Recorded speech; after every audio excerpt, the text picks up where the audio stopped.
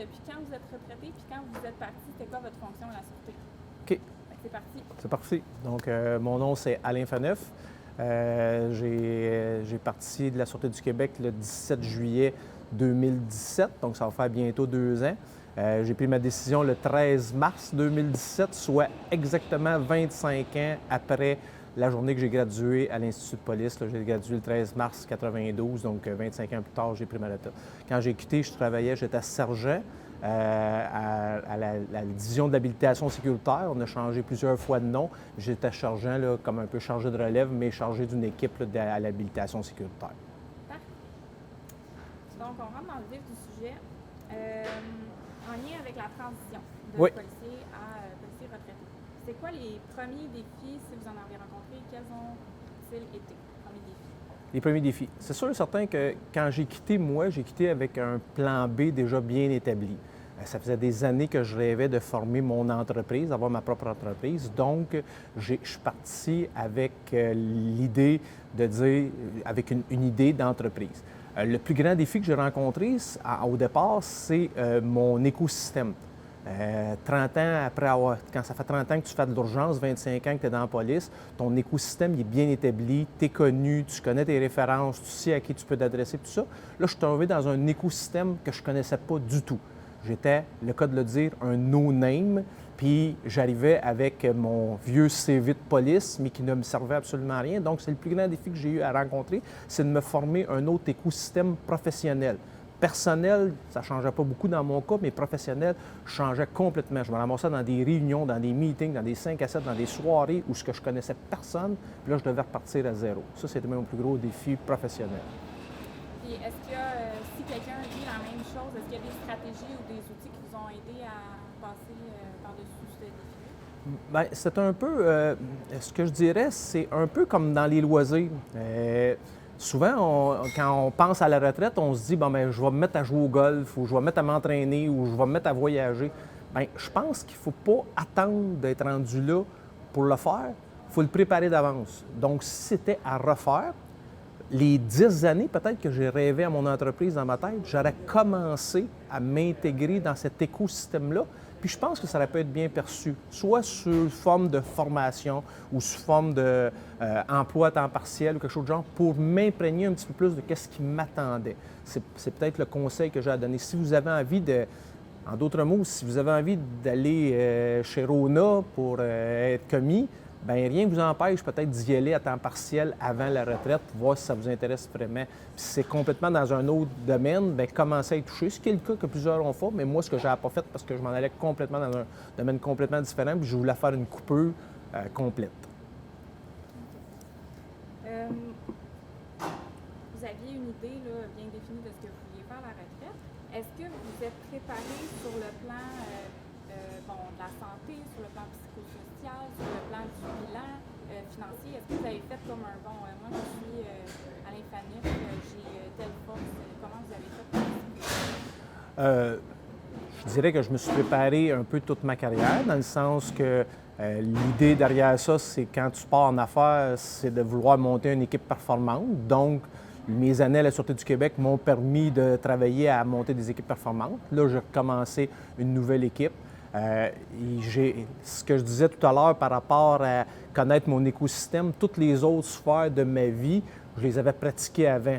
J'avais commencé à faire du bénévolat, je m'entraînais déjà, j'avais déjà commencé un petit peu à coacher, donc je savais ce qui m'attendait de ce côté-là, du côté social, du côté plus personnel, j'ai envie de faire ça. Donc, c'est un peu la préparation. Au niveau financier, je ne m'y étais pas préparé adéquatement ou je n'y étais pas préparé comme il faut parce que je ne voulais pas prendre une retraite de loisir.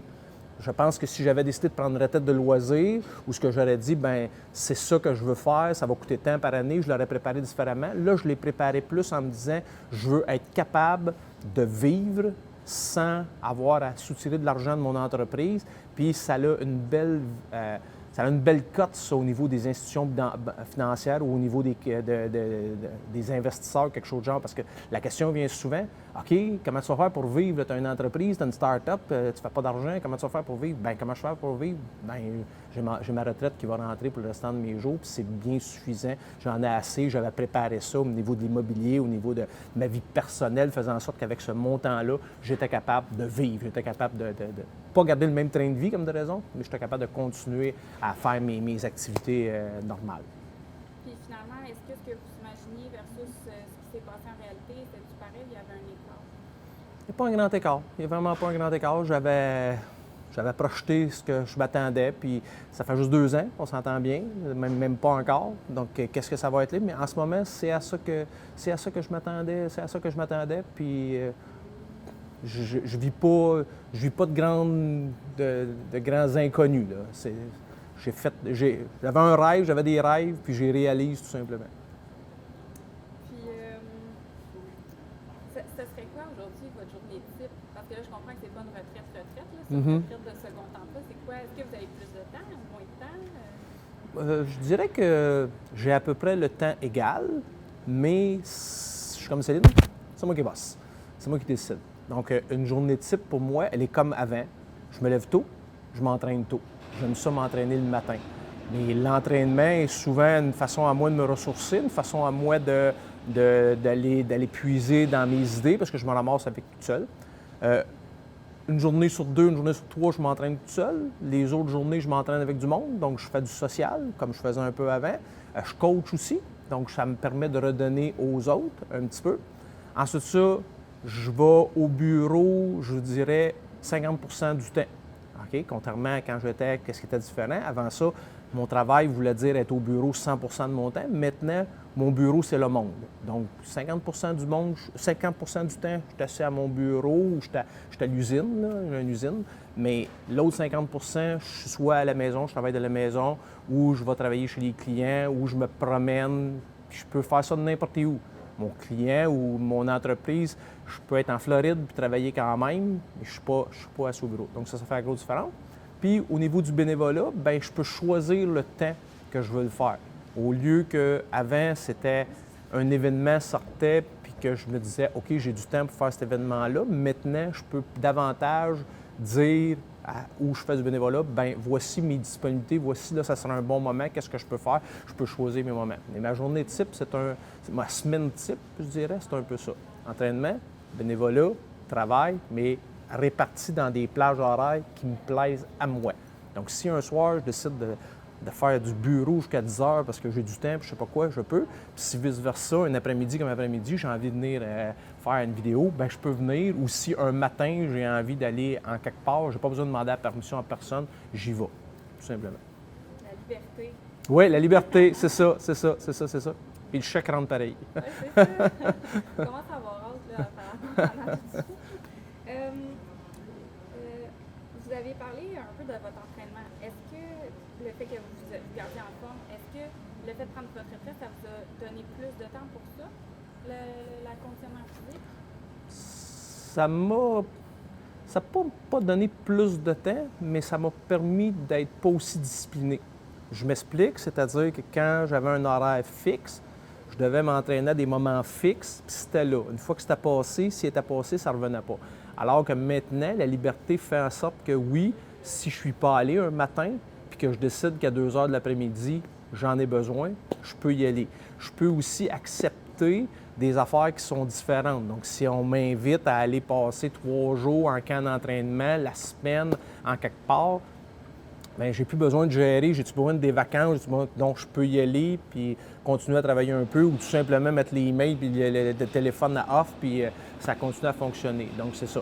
Mais le point important, c'est que je le faisais avant. Il n'y a rien dans l'entraînement, il n'y a rien que je fais maintenant que je ne faisais pas avant. Même au contraire, je me lançais des défis plus élevés quand j'étais au travail. En termes, moi, je fais du triathlon longue distance, là, Ironman, demi-Ironman.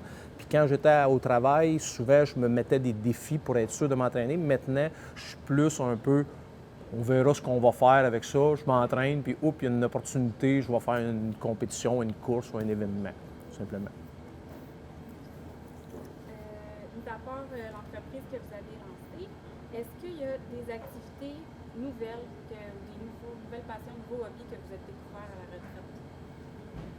J'ai découvert, si on revient au bénévolat, avant, je faisais du bénévolat, disons, au niveau événementiel. Donc, quand il y avait un événement, j'y participais. Maintenant, ça me permet de faire du bénévolat au niveau de l'organisation. L'organisme pour lequel je suis très impliqué, c'est le Grand Défi Pierre-Lavoie, parce que je crois beaucoup à la cause. Quand j'étais à la Sûreté, j'étais impliqué au niveau du 1000 km, l'équipe de la Sûreté qui courait le 1000 km.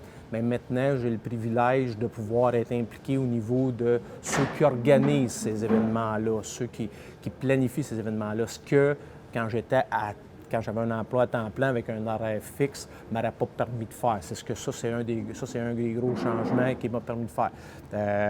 Un autre des changements qui m'a permis de faire, là, c'est bien entendu, c'est de l'improvisation du jour. Hein? On se lève le matin, puis j'ai envie de faire ça, je le fais. Ce que je m'étais à peu près jamais permis à cause du travail, à cause des enfants, tout ça. Là, maintenant, j'ai cette liberté-là, qu'est-ce qu'on appelle la liberté? La liberté de dire, oui, tu m'invites là aujourd'hui. C'était pas prévu mardi que j'allais faire du ski alpin, là, mais j'en faisais. Mais c'était toujours des moments planifiés, tout ça. Là, oui, il y a tombé de la neige, on peut aller faire du ski de fond, du ski alpin, on part, on va en faire, tout simplement. Au niveau de la vie de couple, est-ce que vous pensez que c'est plus facile de prendre sa retraite quand on est célibataire ou en couple, ou est-ce que ça apporte des ajustements à faire avec votre partenaire?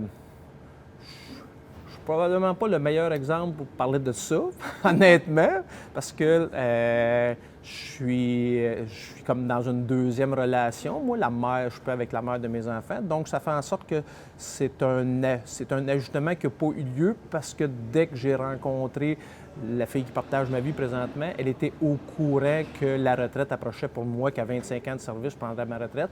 Puis on vit dans un contexte où elle a encore un travail, je vis mon vie de retraité, donc j'avais pas cette contrainte-là qui est la même que si ça fait 25 ans que tu es avec la même personne, puis là, on partage la même maison, tout ça, j'ai pas eu à me poser de questions là-dessus. OK. Puis pour conclure, qu'est-ce que vous aimeriez dire là, aux prochains futurs retraités qui vont regarder les capsules, ce conseil, faites attention? Bien, c'est drôle, je vous ai parlé de plein de choses de positives.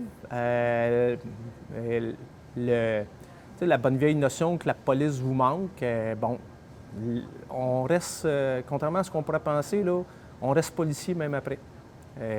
Ça, c'était une de mes appréhensions. Pas que ça apporte grand-chose, mais on est fiers. Moi, je suis très fier de ma carrière, je suis très fier d'être policier. Puis même quand tu es une vieille police ou même quand tu es un policier retraité, tu gardes ce statut-là. La gang, les amis, tout ça, mes amis policiers sont encore mes amis aujourd'hui, puis mes autres amis, je les vois quand même, je les vois de la même façon. Mon équipe, ça a été plus dur. Mon équipe à moi, j'avais une équipe de travail, j'étais content. Là, aujourd'hui, avant de venir ici, j'étais allé les voir, j'étais content de les voir. Eux, ils me manquent des fois, mais c'est le passage nécessaire, c'est la rupture nécessaire, c'est ce monde-là que tu pourrais plus ou aider, ou diriger, ou travailler avec eux autres. Ça, c'est la grosse affaire. L'autre affaire bien importante que j'ai envie de vous dire, de ne pas négliger la dernière journée. Planifiez-la vous autres-mêmes. Planifiez-la un peu. Prévoyez vos affaires. Parce que dans la vraie vie, là, quand ça arrive, autant quand on est intégré, puis c'est la première journée, c'est extraordinaire, puis c'est grandiose, puis le directeur général, puis tout le monde est là, puis les photos, puis tout. La dernière journée, là, c'est une journée un peu triste, un peu où ce que tu vas...